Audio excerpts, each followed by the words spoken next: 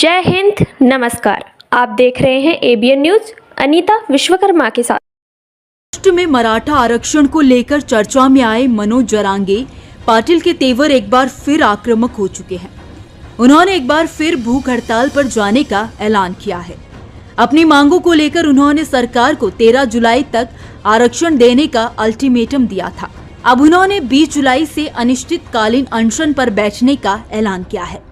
इसके लिए मनोज जरांगे ने मराठों से आंदोलन के अगले फेज के लिए मुंबई में इकट्ठा होने का आग्रह किया है। मनोज जरांगे के ऐलान के बाद महाराष्ट्र सरकार की टेंशन बढ़ गई है।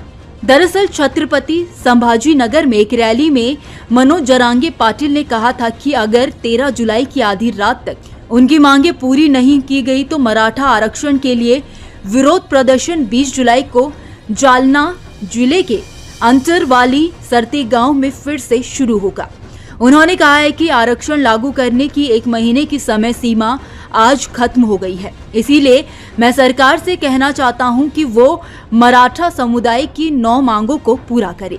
यह सिर्फ पहले फेज का अंत है। उन्होंने इस बात पर भी जोर दिया कि अगर सरकार 13 जुलाई की रात तक आरक्षण देने में असफल रहती है तो 20 जुलाई को आंदोलन फिर से शुरू किया जाएगा। वो मुंबई में विरोध प्रदर्शन में शामिल होंगे। बता दें कि फरवरी में महाराष्ट्र विधानमंडल ने मराठा आरक्षण आंदोलन के बीच शिक्षा और सरकारी नौकरियों में मराठा समुदाय के लिए 10% आरक्षण देने का विधेयक पारित किया था।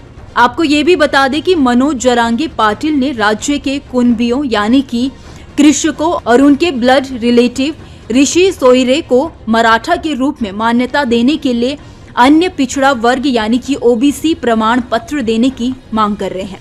इतना ही नहीं, जिनके पास कुनबी जाति प्रमाण पत्र नहीं मिला है उनको अलग से 10% मराठा आरक्षण दिया जाएगा।